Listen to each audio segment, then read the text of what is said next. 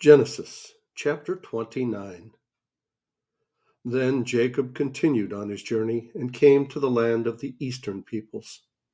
There he saw a well in the open country, with 3 flocks of sheep lying near it because the flocks were watered from that well.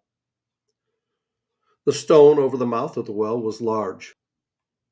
When all the flocks were gathered there, the shepherds would roll the stone away from the well's mouth and water the sheep. Then they would return the stone to its place over the mouth of the well. Jacob asked the shepherds, "My brothers, where are you from?"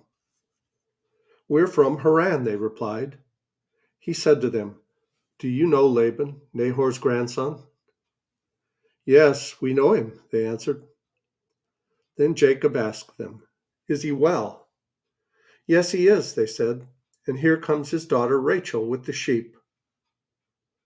"Look," he said, "the sun is still high. It is not time for the flocks to be gathered. Water the sheep and take them back to pasture." "We can't," they replied, "until all the flocks are gathered and the stone has been rolled away from the mouth of the well. Then we will water the sheep." While he was still talking with them, Rachel came with her father's sheep, for she was a shepherd. When Jacob saw Rachel, daughter of his uncle Laban, and Laban's sheep, he went over and rolled the stone away from the mouth of the well and watered his uncle's sheep. Then Jacob kissed Rachel and began to weep aloud. He had told Rachel that he was a relative of her father and a son of Rebekah. So she ran and told her father. As soon as Laban heard the news about Jacob, his sister's son, he hurried to meet him. He embraced him and kissed him and brought him to his home, and there Jacob told him all these things. Then Laban said to him, "You are my own flesh and blood." After Jacob had stayed with him for a whole month, Laban said to him, "Just because you are a relative of mine, should you work for me for nothing? Tell me what your wages should be." Now Laban had 2 daughters. The name of the older was Leah, and the name of the younger was Rachel. Leah had weak eyes, but Rachel had a lovely figure and was beautiful.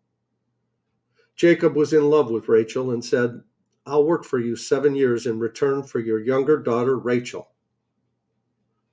Laban said, "It is better that I give her to you than to some other man. Stay here with me." So Jacob served 7 years to get Rachel, but they seemed like only a few days to him because of his love for her. Then Jacob said to Laban, "Give me my wife. My time is completed, and I want to make love to her." So Laban brought together all the people of the place and gave a feast. But when evening came, he took his daughter Leah and brought her to Jacob, and Jacob made love to her. And Laban gave his servant Zilpah to his daughter as her attendant. When morning came, there was Leah. So Jacob said to Laban, "What is this you have done to me? I served you for Rachel, didn't I? Why have you deceived me?" Laban replied, "It is not our custom here to give the younger daughter in marriage before the older one. Finish this daughter's bridal week. Then we will give you the younger one also, in return for another 7 years of work." And Jacob did so. He finished the week with Leah, and then Laban gave him his daughter Rachel to be his wife. Laban gave his servant Bilhah to his daughter Rachel as her attendant. Jacob made love to Rachel also, and his love for Rachel was greater than his love for Leah. And he worked for Laban another 7 years. When the Lord saw that Leah was not loved, he enabled her to conceive, but Rachel remained childless. Leah became pregnant and gave birth to a son. She named him Reuben, for she said, "It is because the Lord has seen my misery. Surely my husband will love me now." She conceived again, and when she gave birth to a son, she said, "Because the Lord has heard that I am not loved, he gave me this one too."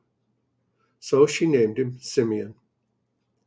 Again she conceived, and when she gave birth to a son, she said, "Now at last my husband will become attached to me, because I have borne him 3 sons."